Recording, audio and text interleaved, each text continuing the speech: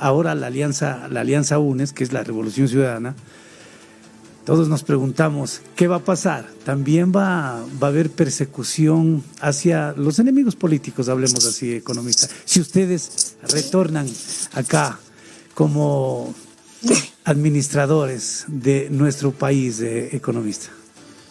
Yo quisiera precisar que UNES va más allá de la Revolución Ciudadana. Por eso quisimos hacer una gran alianza por la esperanza. Y sobre esto, mire, lo dice el Papa Francisco. Usted sabe que yo admiro mucho al Papa Francisco. Bueno, tal vez con un poco de atrevimiento lo considero mi amigo personal.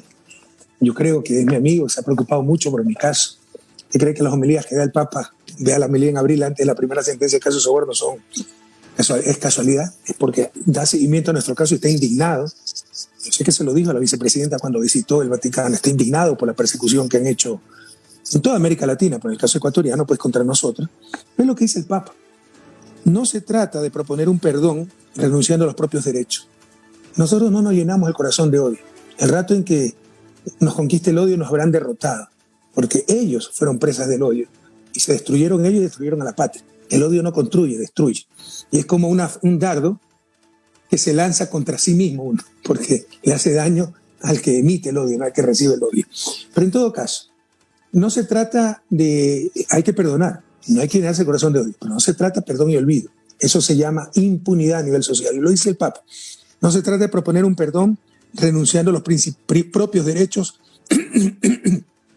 ante un poderoso corrupto, ante un criminal o ante alguien que degrada nuestra dignidad, ¿no? Y no dice más adelante: nadie me prohíbe que exija justicia y que me preocupe para que esta persona o cualquier otra no vuelva a dañarme, ni haga el mismo daño a otros. Y finalmente dice, el perdón no solo no anula esa necesidad de buscar justicia, ¿ya? Nadie me prohíbe que exija justicia. El perdón no solo no anula esta necesidad, sino que la reclama, la necesidad de justicia. Párrafo 241, encíclica Fratelli Tutti, otra obra de arte, la última encíclica del Papa Francisco, la tercera, Fratelli Tutti, que significa todos hermanos. Yo le recomiendo a todos leer esta encíclica, que es otra obra de arte del Papa, como Laudato Si, la primera encíclica ecológica de la historia de la Iglesia. Entonces, hay que perdonar, no hay que llenarse el corazón de odio, pero hay que hacer justicia. Esto no puede volver a pasar. Por favor, William, no puede volver a pasar. Esta persecución a gran escala, y por su odio no le importó destruir la patria, que se nos muera la gente por falta de atención de salud, la crisis económica, era destruir a Correa. Por destruir a Correa, se destruyeron ellos y destruyeron al país. Se apoderaron del país con el 7 veces sí, nombraron un emperador Trujillo, que dijo que sus decisiones estaban por encima de la Constitución y la ley. Se repartieron la patria con el botín entre piratas y hoy lloramos lágrimas de sangre ante la peor crisis económica y sanitaria de la historia. Esto no puede volver a ocurrir. Con perdón, sin odio, pero con justicia. Economista, el proceso electoral ya ha ingresado justamente en su recta final. Estamos a 9 días de finalizar la promoción electoral y estamos a 12 días de ir a las urnas. Ustedes como Revolución Ciudadana, como Alianza UNES, les ha tocado superar varios obstáculos. ¿Cómo se encuentran en este momento ya en la recta final, economista? William, usted hasta sonríe, ¿verdad? Porque tal vez en su vida, hay que tener alguna idea más o menos, usted, no recordamos que haya sucedido algo así. Yo era el autoritario, dictador, porque nunca me sometí a Teleamazonas, a Ecoavisa, al comercio, al universo, a los banqueros, a la Cámara de Producción. Yo era autoritario, dictador. Cuando en mi gobierno vieron que ocurrió algo así, que había tenido tanto problema para inscribirse Lazo, Gutiérrez, Novoa, cualquiera que nos insultara. Romo fue candidato a asambleísta y no sacó medio voto, no salió electo. ¿Cuándo? Ahora es poco menos que un milagro que hayamos podido participar. Nos robaron Alianza País. 3 veces evitaron que nos inscribamos pese a ser de largo la principal fuerza política. 2019, en extremis, participamos con Compromiso Socialista 5 y ganamos las seccionales. Eliminaron Compromiso Socialista 5 y dijeron, ya está, ahora sí fregamos a Correa, ya no va a poder inscribirse. Nos inscribimos como Centro Democrático Listas 1, que nos abrió generosamente la puerta. Cuando me proponen a mí como vicepresidente, me sacan en 17 días una sentencia ridícula por influjo psíquico para inhabilitarme como candidato. Me reemplaza Carlos Rabascal, que no puede ser, que ya está descalificado el binomio. Nos inscribimos el 18 de septiembre. Recién el 25 de diciembre, más de 3 meses después, estuvo en firme la candidatura. Y eso trae una serie de implicaciones. no tiene la cuenta única de la candidatura, no lo pueden apoyar financieramente en el marco de la ley para hacer la campaña, no puede hacer la campaña, está concentrado en que no le descalifiquen el binomio. Entonces esto nunca se ha visto. Gracias a Dios y al pueblo ecuatoriano y a la presión internacional, porque la comunidad internacional nos respeta mucho, nos quiere mucho, hasta de las Naciones Unidas llamaron al Consejo Nacional Electoral y estamos hablando de los más altos niveles, no pudieron evitar nuestra inscripción, no pudieron evitar las elecciones y serán derrotadas el próximo 7 de febrero. Y con ayuda de Dios, de Cayambe, de Pedro Moncayo, de Pichincha, del pueblo ecuatoriano, juntos recuperaremos la patria. Suspendido la utilización de su imagen por parte del Consejo Nacional Electoral para que pueda participar pues en las promociones electorales, especialmente de su alianza. No sé qué criterio tiene. Yo conversé con Fernando Villavicencio sobre este tema y él me dijo de la siguiente manera, le traslado lo que manifestó en la entrevista y me dijo, mire, es que no puede ser posible de que un prófugo de la justicia, unas personas que están con grilletes, unos delincuentes, dijo, puedan participar y hacer promoción política. Palabras eso demuestra el nivel de ignorancia y mala fe de Villavicencio, porque el delincuente es él, ¿no? Él lo ha dicho, lo ha confesado. ¿Quién financia sus investigaciones? Empresarios. Esos empresarios son los Isaías. Él es asalariado de los Isaías y cobra por lo que calla, cobra por lo que dice, un chantajista, que cuando vuelva al Estado de Derecho tendrá que ser investigado por lavado de activos y verá quién es el verdaderamente corrupto. Mientras tanto, como es aliado de Moreno, le prepara a él los informes el Servicio de Inteligencia del Estado. Arroz Verde fue preparado por el Servicio de Inteligencia del Estado, ¿no?, para que él dice que los publique como periodismo de investigación y persigan a todos los opositores. Él es socio de Moreno. Pero en todo caso, muestra cuán profunda es su ignorancia. Primero, una persona con grillete es una medida cautelar que no le quita sus derechos políticos. Con una sentencia ejecutoriada, sí se pierden los derechos políticos, pero esa sentencia de risa, el caso Soborno, por influjo psíquico. Pero suponiendo que sea válida, y yo he perdido mis derechos políticos, no he perdido mis derechos civiles y mis derechos humanos. Y mi derecho humano es a existir, a tener nombre, a tener imagen. Y eso lo puedo utilizar. Pero no solo eso, el caso es más ridículo todavía, porque los que están utilizando mi imagen son mis compañeros y ellos no tienen ninguna sentencia. Y lo único que prohíbe la ley, el Código de la Democracia, revisen, es utilizar imágenes de niños y adolescentes. Ellos pueden utilizar mi imagen o la imagen de quien les dé la gana. Y es a ellos que le están afectando sus derechos. Por último, yo debería ser el que reclame no usen mi imagen. Pero si la quieren utilizar y lo prohíben, están afectando los derechos de gente que no tiene ninguna sentencia. Entonces, esto es una barbaridad, un atentado completo a los derechos de participación política, derechos humanos, al Estado de Derecho, a la Constitución de la República, y tenemos un Villavicencio que funge de candidato, que ni lo entiende, no lo sabe, dentro de su ignorancia y su mala fe. Ni siquiera están atentando contra mis derechos, están atentando contra los derechos de los que están usando con pleno derecho, con plena capacidad, mi imagen. Pero también demuestra el terror, ¿no? Porque obviamente si mi imagen perjudicara, aplaudirían que se la utilizara. Es porque saben que nadie les cree y que la gente nos quiere. No solo han prohibido mi imagen, han prohibido mi voz e incluso jingles, canciones que digan Correa presente, no, prohibido, no puede estar en la canción. Es increíble, esto nunca se ha visto. Es ridículo, ya de reír. Ahora, economista, el candidato a la presidencia, Andrés Arauz, también pues ha manifestado en rueda de prensa de que hay la posibilidad de un aplazamiento de las elecciones para asambleístas o parlamentarios andinos y que esto puede traer pues una nulidad del proceso. No sé, economista, ¿hay esa posibilidad de aplazamiento? Lo ha dicho el CNE, porque aceptaron última hora los asambleístas parlamentarios andinos de listas 11, que dicho sea de paso es el esposo de la Pamela Martínez. Entonces no es que Arauz acepta eso, no, lo denuncia. Y es grave. Mire, sinceramente, Cayambe, Pedro Moncayo, estamos ante unas elecciones muy, muy particulares. O sea, cada día que pase este gobierno nos hunde más. Hay más de 100 muertos por día. Ojalá esto se define en una sola vuelta el 7 de febrero, para que el 8 de febrero ya Andrés Arauz, como presidente electo, pueda acelerar la traída de vacunas. Incluso si sea presidente, ya podamos traer los 4 millones que nos ofreció Argentina, hacer el esquema para distribuir esas vacunas, porque las vacunas no se distribuyen solas, ya conseguir los fondos como presidente electo para reactivar la economía, ese paquete tan potente de 8.475 millones de dólares, impedir que este gobierno nefasto siga saqueando el país, porque hasta el último minuto quiere privatizar hasta el Banco Central. Estas elecciones son de vida o muerte. Ojalá se resuelva el 7 de febrero. Pero imagínense si se resuelve el 7 de febrero una sola vuelta, tener una segunda vuelta, nueva elección, solo para parlamentarios andinos. Mire cómo se expone a la gente, la salud de la gente, traerlas a votar nuevamente. Es irresponsable, es negligencia criminal. Además de los millones de dólares que cuesta una nueva elección, además de que, por ejemplo, en el exterior, el voto es voluntario, ¿y quién va a arriesgar su tiempo, su salud para ir a votar por parlamentarios andinos solamente? Entonces están destrozando la elección de parlamentarios andinos, están castigando al pueblo ecuatoriano, haciéndole gastar más plata, porque si ganamos una sola vuelta, ¿para qué esa elección de parlamentarios andinos en una supuesta segunda vuelta? Y es causal de nulidad, porque una vez convocadas las elecciones no se puede cambiar ni la hora, peor el día de la elección.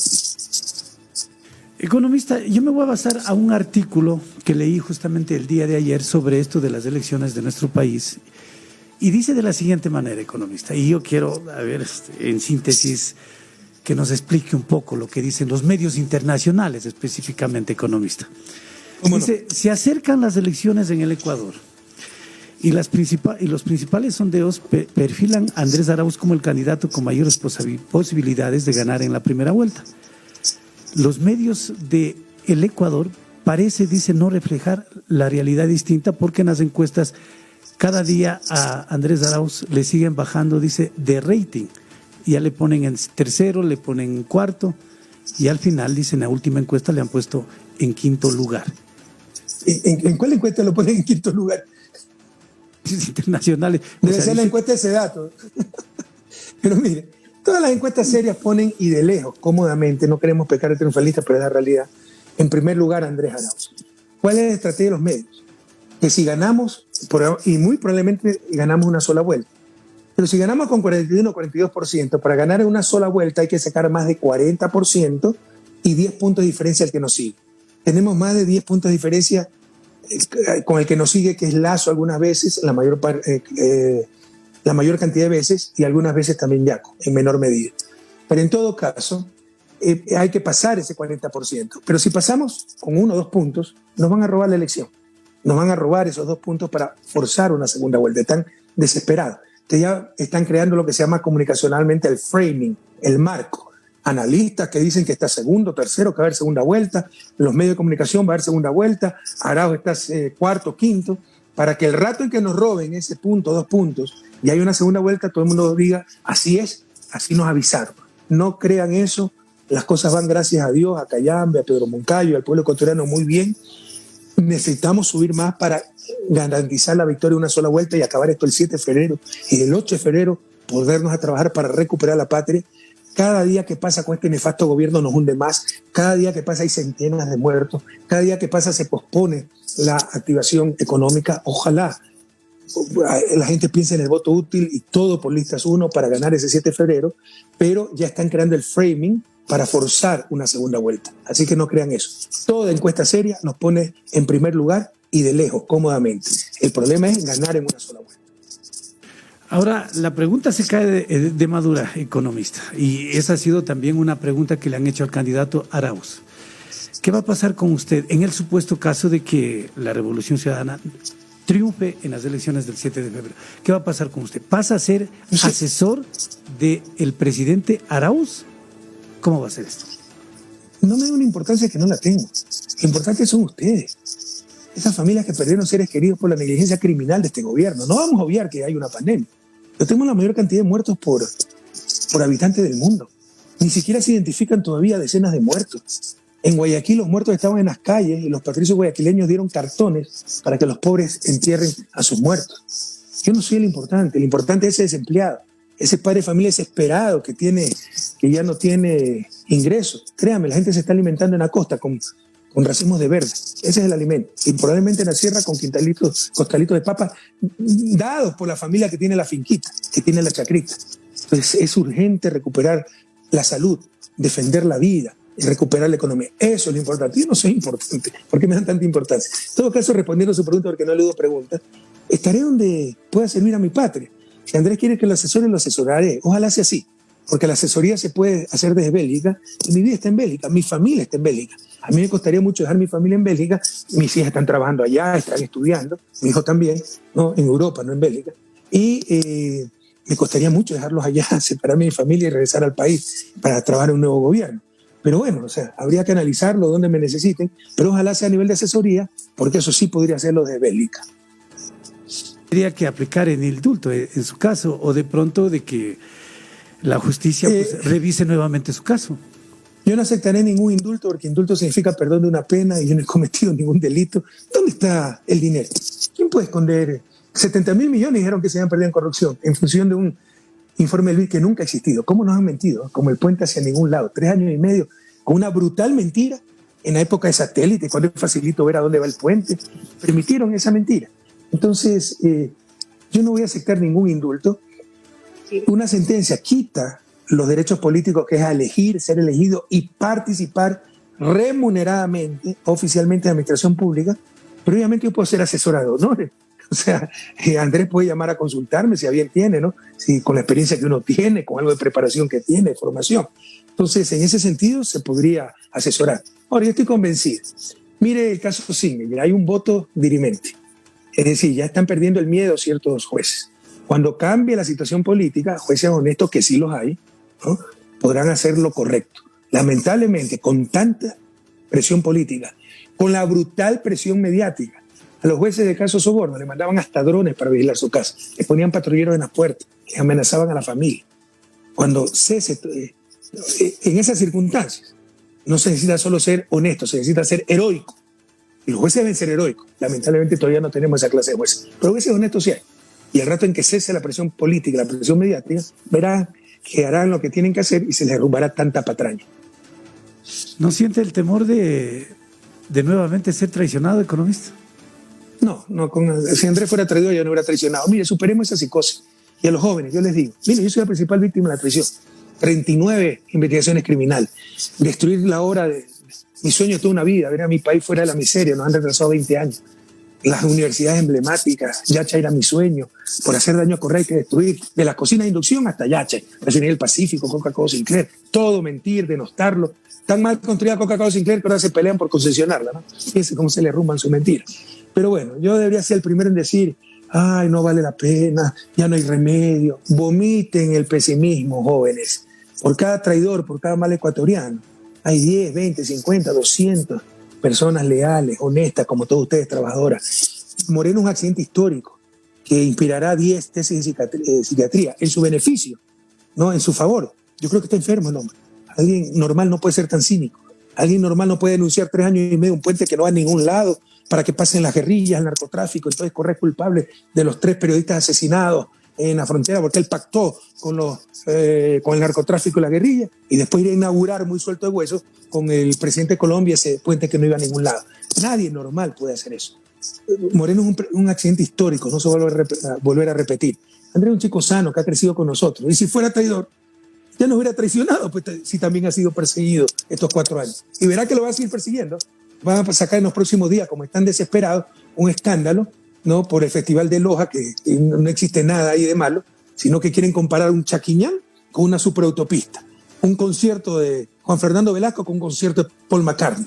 Entonces, y así van a querer engañar a la gente, porque Celi está desesperado, sabe que como leí hace un momento en la encíclica del Papa Francisco, con perdón, pero con justicia no tendrá dónde esconderse por todo lo que ha hecho, entonces va a sacar otro escándalo contra Andrés para ver si impide que gane en las elecciones, ¿no? Entonces, Andrés, hay que estar preparados y les insisto, si Andrés fuera traidor, ya no hubiera traicionado, si ha sido perseguido estos 4 años también. Economista, permítame ya en la parte casi final de nuestra entrevista abordar este tema de la pandemia, porque sí me gustaría conocer su criterio. ¿Cómo vio usted o cómo está viendo de fuera el manejo de la pandemia acá en nuestro país? Y si hubiese estado usted al frente del Ecuador, ¿cómo hubiera sido el manejo, economista? Totalmente diferente, William, lo veo con mucha indignación. Y yo no soy mediocre, yo no necesito para sobresalir, hundir al resto, no es mi estilo, no me conocen así. Ese es el recurso de los mediocres. Pero siempre vamos a llamar pan al pan, al vino al vino. En el manejo de esta pandemia que afectó al mundo entero, En Ecuador ha habido negligencia criminal, pero criminal, innecesaria tragedia. Llevamos más de 38.000 muertos. ¿Qué hubiera hecho diferente? Para empezar, desde que se supo que había el nuevo virus en diciembre del 2019 en Wuhan, prepararnos, abastecernos de pruebas.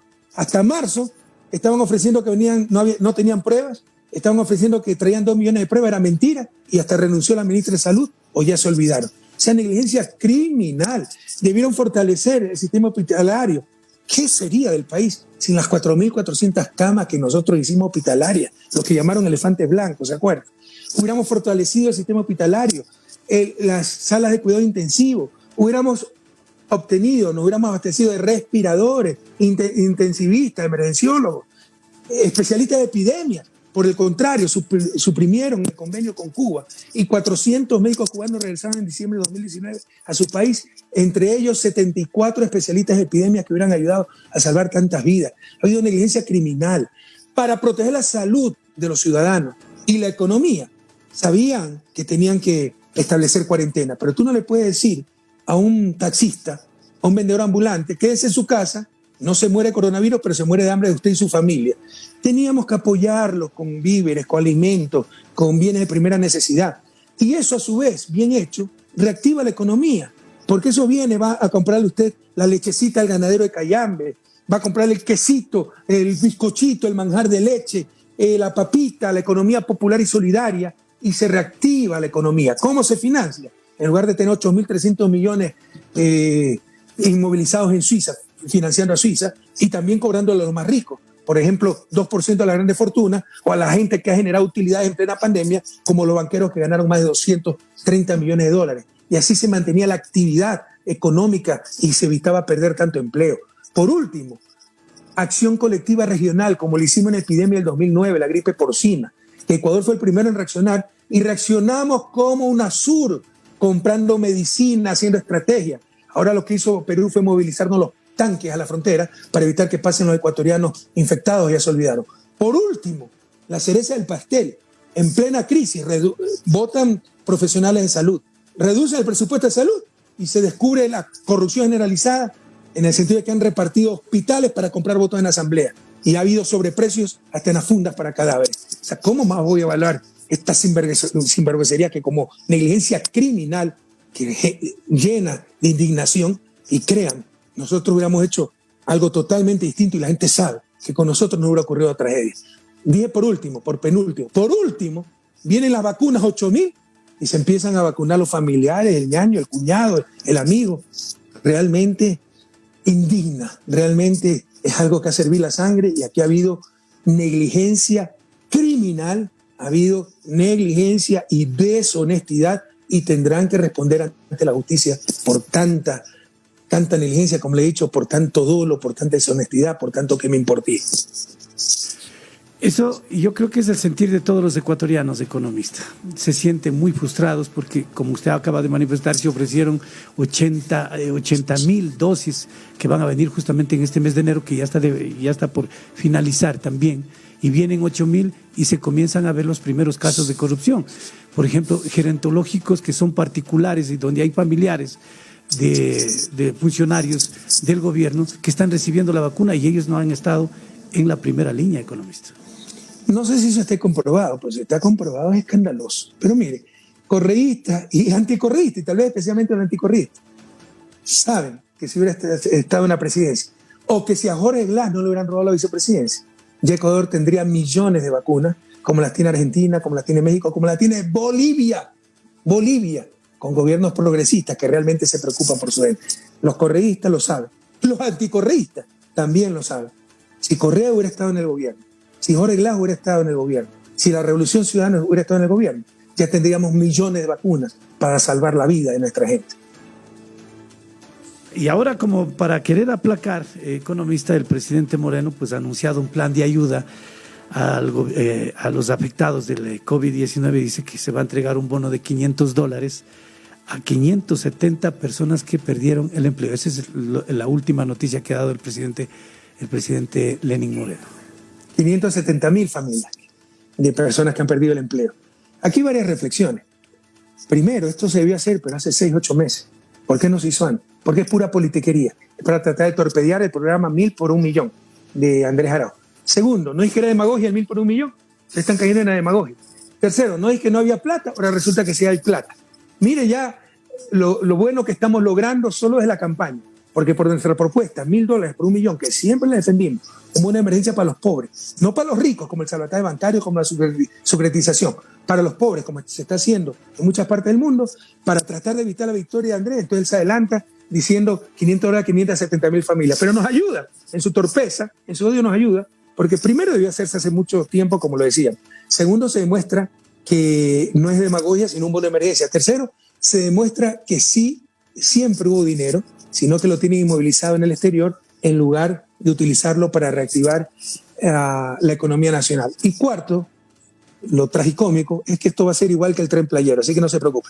En buena hora, si le dan los $500 a esas 570,000 familias, recibirán $1,000 más. Por ejemplo, Biden está repartiendo por segunda ocasión $1,400, no por familia, por persona, por persona.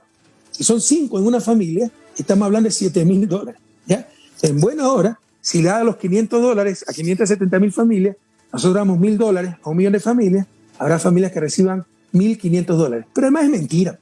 No hay cómo creerle a este tipejo, es como el Tren Playero. Entonces no se preocupen, voten el 7 de febrero, todito uno, y las 1 millón de familias, y madres, mujeres, de las familias más pobres recibirán $1,000, y esos 1,000 millones inyectados a la economía no se gastan en Miami, pues los pobres no van a gastar a Miami de shopping, van a quedarse en la economía y nos va a beneficiar a todos, clase media, ricos, porque reactiva la economía.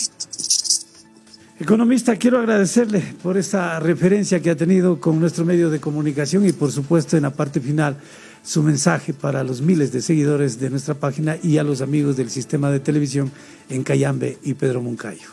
Siempre en la orden, William. Cuando me inviten, si tenemos un blindaje mediático brutal, mi cariño a Cayambe, ¿no? Ya se me salen las lágrimas pensando en Cayambe, tierra tan querida, era de mis paseos favoritos, ¿no? Ellos lo saben porque tengo muchos amigos. El manjar de leche con los bizcochitos, con el queso de hoja. Y ya cuando se pasa a Imbabura, todo eso, pues, bueno, el camino a Cayambe mismo es precioso, y después el paso a Imbabura, ¿no? Paisajes maravillosos, cuando se desciende al lago San Pablo y todo aquello. Grandes recuerdos, de hecho era nuestro paseo favorito familiar. Un saludo a Pedro Moncayo, a todo Pichincha, a toda la patria. Ya no perder la fe, son los momentos más duros. Ya sacamos adelante, en 2007, la patria. Juntos lo volveremos a hacer, no lo quiero engañar. La crisis es mucho más grave. El próximo gobierno no va a recibir un país, va a recibir ruinas. En la crisis del 99, William, decrecimos 5.4%.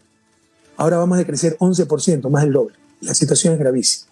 A los que les quede alguna duda, mira, esta elección no es correísmo, anticorreísmo, izquierda, derecha. Porque hay demasiado en juego. Cada día que pasa, si no ganamos una sola vuelta, son centenas de muertos. Este gobierno sigue saqueando, privatizando todo. No es correísmo, anticorreísmo. Los anticorreístas, no sé por qué nos odian, por los hospitales, la carretera, las escuelas. La corrupción. En 10 años, no, es imposible no tener caso de corrupción, pero fuimos los primeros en denunciarlo. Pero ahora sí hay la corrupción generalizada que había antes de mi gobierno. Y a nosotros nos han buscado por todos lados y seguirán buscando. Y no nos encontraron un dólar más habido porque los corruptos siempre fueron ellos. No caigan en esa trampa. Tratan de ensuciar nuestra labor porque no pueden, pues, ocultar las carreteras, las escuelas del milenio, las hidroeléctricas y todas las obras que hicimos. ¿Usted cree que si fuéramos corruptos se hubiera podido hacer tanta obra? Imposible. ¿Cómo alcanza la plata? Es tan obvio como ellos. Los anticorristas, ¿cuánto daño nos ha hecho el odio? Pero pregúntate, anticorrista, si tú, tu familia, vive mejor ahora en esta tragedia o durante mi gobierno. Si durante mi gobierno, ya no pienses con el odio, piensa con la cabeza, con el corazón, por tu familia. No es izquierda, derecha, es amarillo, azul y rojo. El próximo 7 de febrero, todito lista 1, asambleístas, presidencia, necesitamos mayoría en asamblea para revertir todas las leyes criminales, de apoyo humanitario para despedir trabajadores, todas las leyes criminales impuestas por este gobierno y sus aliados, Creo, Pachacuta, etc. Entonces, con más fe que nunca, todito lista 1, y volveremos a recuperar juntos la patria, volveremos a recuperar juntos el futuro. Muchas gracias, Cayambe, muchas gracias, Pedro Moncayo, muchas gracias a usted, don William. Bueno, muchísimas gracias. Nosotros en esta mañana el economista Rafael Correa, expresidente del Ecuador, impulsando la alianza UNES.